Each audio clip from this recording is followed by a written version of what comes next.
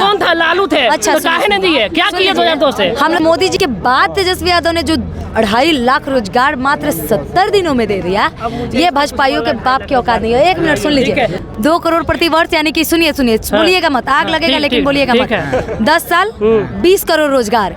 मोदी जी के 20 करोड़ रोजगार, ठीक है। मोदी जी के पप्पा आके देंगे कि ये लोग देंगे? इतना चाहते हैं। ये 400 पार का इतना अच्छा दावा, आखिर चुनाव आयोग को कितने में खरीदा है मोदी जी ने? ऐसे कोई ईवीएम हैक नहीं है। देखिए यहाँ ईवीएम हैक है, ईवीएम हैक है। मोदी ईवीएम हैक है। कोई बिहार है, बिहार में जाएंगे नहीं तो हम लोग का जूता चप्पल का माला तैयार है, क्योंकि जब तक मैंने तो नमस्कार, प्रणाम, मैं राजू कुमार, बिहार न्यूज 2.0 से। दोस्तों आज हम बात करने वाले हैं मोदी जी जो 400 पार का नारा देते हैं वो बिहार में कितना सफल रहेगा। 40 सीट का दावा जो कर रहे हैं, 40 सीट आएगा बिहार में? ये बिहार है भैया, नहीं आएगा। बिहार है तो बिहार है। और बिहार में कब क्या होना, कहते ना कि बिहार में राजनीति शुरू होती है और बिहार में ही खत्म होती है। और बिहार में बड़ा इंटरेस्टिंग राजनीति होती है। बिहार में एक छोटा सा उप मुख्यमंत्री अगर एक रैली करता है तो प्रधानमंत्री को इतनी आग लग जाती है कि वो उनको भी बिहार आके रैली करनी पड़ती है। अच्छा, यही तो पावर है। तो पहले उनका रैली था कि पहले इनका रैली था? आप जो बोल रहे हैं, मेरी बात सुनिए, मोदी जी का रैली सुनिए ना। हाँ। एक छोटा सा उप मुख्यमंत्री प्रधानमंत्री के हिसाब से, मेरा ये कहना नहीं है, प्रधानमंत्री के हिसाब से तेजस्वी यादव का कोई वजूद नहीं है। नहीं है। चलिए 1 मिनट, आप मेरी बात सुन लीजिए। उनके हिसाब से, उनके लेवल के हिसाब से उनके हिसाब से उनका कोई नहीं है। हमारे हिसाब से तो बहुत कुछ है, क्योंकि भाई तेजस्वी यादव ने वो कर दिखाया। क्योंकि आप मरीन देख सकते हैं, पर्यटन के विभाग में कहिए कि बहुत अच्छा काम उन्होंने किया। PMCH में 2 बजे रात में जाकर वो बैठ गए थे चेकिंग करने के लिए। ये बात शायद किसी से छुपी नहीं है। स्वास्थ्य मंत्री बनके इन्होंने ये काम किया। उसके बाद तेजस्वी यादव ने जो 2.5 लाख रोजगार मात्र 70 दिनों में दे दिया, ये भाजपाइयों के बाप की औकात नहीं है। 1 मिनट सुन लीजिए। अब ये आके बोलेंगे, मैडम बोल रही कि 2.5 लाख रोजगार दिया, ठीक है, ठीक है। अब मुझे बोलने दीजिए। 14 करोड़ बिहार में जनता है, ठीक है। 2.5 लाख रोजगार दिया, 14 करोड़ मर जाएगा। चलिए इसका जवाब हम दे। 2 करोड़ प्रति वर्ष, यानी कि सुनिए बोलिएगा मत, आग लगेगा लेकिन बोलिएगा मत। 10 साल 20 करोड़ रोजगार। मोदी जी के 20 करोड़ रोजगार, ठीक है। मोदी जी के पप्पा आके देंगे कि ये लोग देंगे? अरे बोल रहे हैं, देश के प्रधानमंत्री हैं तो सम्मान कीजिए। अरे कुर्सी का सम्मान कीजिए ना, कुर्सी का सम्मान कीजिए। आज तक रोजगार क्यों नहीं मिला था? जैसे क्यों मिला? कौन था? लालू थे। अच्छा, तो काहे नहीं दिए? क्या किए 2002 से? हम मोदी जी किन वादों पे आए थे इस देश में? वादा किया था 2 करोड़ प्रति वर्ष काला धन वापस लाएंगे, ठीक। और क्या बोले थे कि हम हवाई चप्पल वालों को हवाई जहाज की यात्रा करवाएंगे। और क्या बोले थे कि हम गरीबों को गरीबी रेखा दूर करेंगे। लेकिन सॉरी बताने की जरूरत नहीं है, गरीब भैया लोग हैं, ये बाबा तक आके रोक के जाते हैं। और सुनिए बाबा, सुनिए बीजेपी सरकार कहती है कि हम हिंदू मुस्लिम नहीं करते हैं। इनके हिसाब से, हमारे हिसाब से तो वो करती है, क्योंकि 139 सांसदों को निलंबित किया गया था संसद भवन से। सुनिए थोड़ा सुन लीजिए ना। 139 सांसदों को निलंबित कर दिया गया था, लेकिन रमेश विधोड़ी जो बीजेपी का सांसद है, जो संसद भवन में बैठ के मुसलमान भाइयों को भड़वे कटवे मुल्ले आतंकवादी बोले थे, तो उनको टोंक का प्रभारी बना दिया गया था। लेकिन कांग्रेस के 139 सांसदों को इसलिए निलंबित कर दिया था क्योंकि उन्होंने सरकार से सवाल पूछा था, स्पीकर से सवाल पूछा था। तो आखिर ये जो भेदभाव है, ये भाजपा अगर नहीं करती है, तो जब वो सांसद ने मुसलमान कौम को गाली दिया भड़वे कटवे मुल्ले आतंकवादी, तब भाजपा ने क्या चूड़ियां पहन के बैठा हुआ था कि उस पर एक्शन नहीं लिया?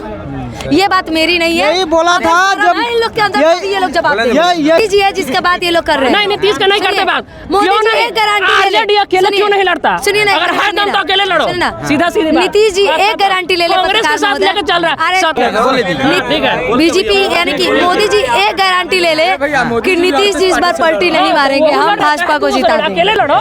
RJD के तेजस्वी जी गारंटी लिए थे कि पलटी नहीं मारेंगे, लिए थे। सुनिए राजनीतिक में नहीं होगी, जंग लग गया था, फटाखा टूट गया था, अभी फाटक टूट गया तो था। अभी लालू जी गेट खोल कर स्वागत करेंगे नीतीश का। यूपी में योगी जी, यहाँ ढोंगी जी। यहाँ क्या है ढोंगी जी? ढोंगी क्या है?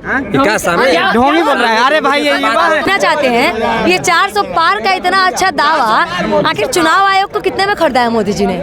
ऐसे क्यों बोल रहे हैं? खरीदा है पब्लिक चलता है चुनाव। अब हमको ये चुनाव आयोग को बोलते हैं। जब दिल्ली में ये जीत गए, केजरीवाल जीत गए, तो चुनाव आयोग को नहीं खरीदाया था। सुनिए ना, जवाब हम पंजाब में दे जीता तो चोर अगर सारे जगह चोरी करेगा ना तो धोती खुल जाएगा ना जी। सुनिए, दिल्ली में खरीदाया नहीं था। तो मोदी जी जो दावा कर रहे हैं ये दावा तब करे जब उनके हाथ में चुनाव आयोग हो, नहीं तो हम जनता पे छोड़ दे, हम लोग चुन लेंगे। और सुनिए, मोदी जी 2024 में आएंगे तो 400 पार जरूर आएंगे।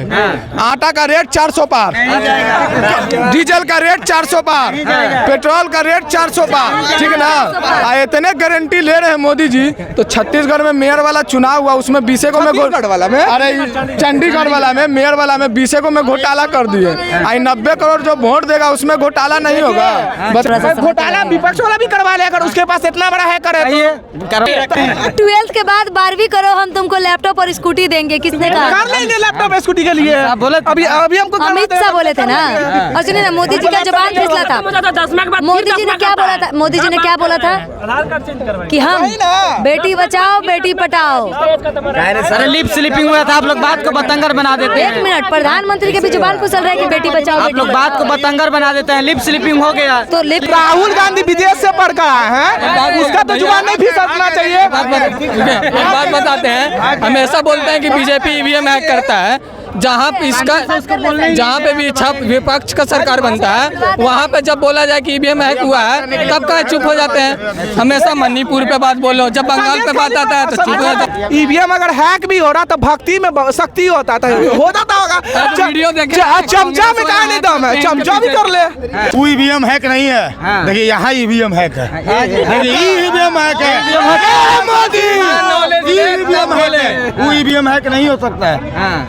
मोदी नहीं बीजेपी, वही बीजेपी में जोड़ेगा, वही पार्टी हो बीजेपी। बस कोई भी नेता आएंगे। सुन लीजिए, सबके घर बुलडोजर चल जाता है, लेकिन जब बीजेपी का कोई नेता या मतलब कोई भी रेपिस्ट निकलता है तो उनके घर बुलडोजर एकदम रुक जाती है। तो क्या बुलडोजर का पेट्रोल खत्म हो जाता है या लखवा मार जाता है, बुलडोजर का टायर पंचर हो जाता है? डीजल पर चलता है पहला बात। अरे जो भी हो, सुनिए, योगी जी के पैरवा में तो लखवा नहीं मारता है।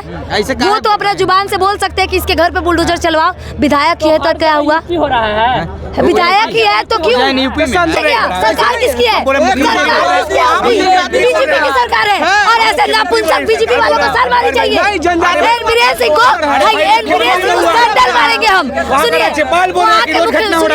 वो आके मुख्यमंत्री को इतना जूता मारेंगे ना, भाजपा का ना है, उस भाजपा के दलाल को ना इतना जूता मारेंगे, गिनेंगे नहीं हम। ये जो कह रहे हैं कि वहाँ पे सरकार है, राजनीति है, नहीं है। ज्यादा हो रहा है इन लोग का, ज्यादा हो रहा है। वो कुत्ता का औलाद, वो कुछ सीएम नहीं है, भले गाली हो रही है। लेकिन अगर मणिपुर में ये बोल सकता है कि छोटी मोटी घटना, ये लोग बोल रहे हैं कि वहाँ हुआ, नहीं बोला है वो, बिल्कुल नहीं है। अरे भाई, वहाँ के बोले सीएम सीएम बोला, राज्यपाल बोली कि घटना रोज हो रहा है, तो खगड़े भी तो बोला कि वहाँ पर रोज होता है। और इसलिए मैं मोदी का करूंगी। आखिर मोदी जी आ रहे हैं बिहार में, जा रहे हैं, नहीं तो जूता निकाल कर मोदी जी आ रहे हैं बिहार में, जाएंगे। और नहीं तो हम लोग का जूता चप्पल का माला तैयार है, क्योंकि जब तक मणिपुर में युद्ध नहीं रोकी जाएगी, वहाँ का सीएम को इस्तीफा नहीं दिलवाया जाएगा, हम लोग नहीं चुप रहेंगे। योगी जी के राज्य में हाथ रस भूल गए क्या? जब दरोगा ने उस डेड बॉडी का रेप किया हुआ बॉडी को जलाते हुए बोला कि चुप रह जाओ, फंड खर्च नहीं हो पा रहा। हाथ रस भूल गए हैं ये लोग।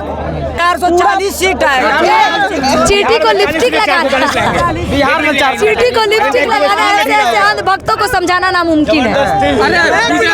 एपी वाला अंधभक्त है तो विपक्षी वाले चमचे हैं, सिंपल बात। भक्ति में शक्ति होता है, चमचा में क्या होता है? ये अंधभक्तों का एक बात पता है, ये लोग जो कह रहे हैं जबरदस्ती, अपना चड्डी का ठिकाना नहीं है। हम कल क्या होगा ठीक नहीं है। ऐसे दलाल हमारे